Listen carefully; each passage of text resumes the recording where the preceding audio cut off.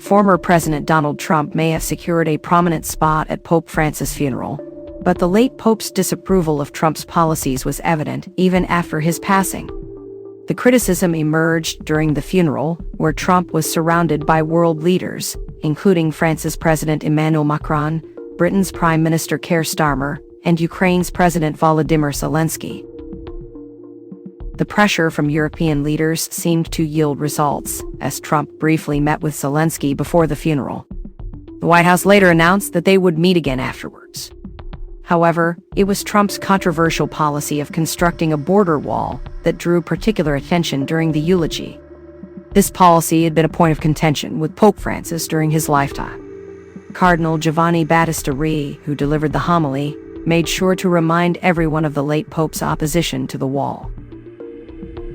Restated, Pope Francis incessantly raised his voice, imploring peace and calling for reason and honest negotiation to find possible solutions. "Build bridges, not walls," was an exhortation he repeated many times.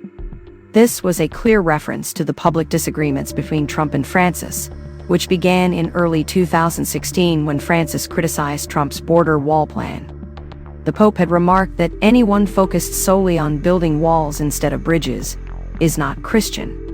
Trump had responded angrily, calling it disgraceful for a religious leader to question his faith, and accused Mexico of manipulating the Pope.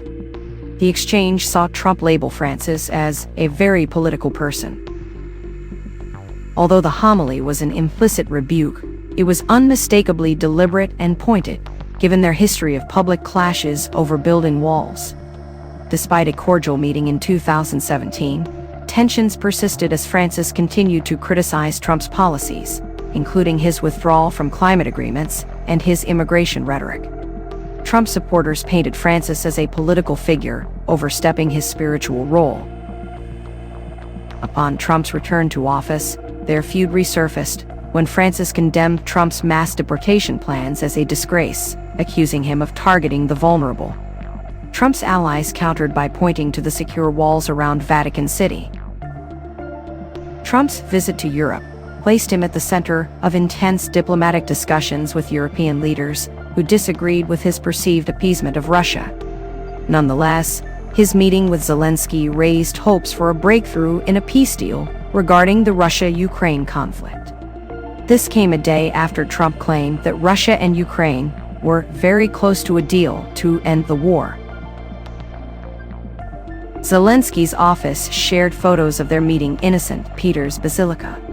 Zelensky tweeted about their discussion, expressing hope for results on topics like protecting lives, achieving a full ceasefire, and establishing lasting peace. The White House confirmed another meeting between the two leaders before Trump left Italy.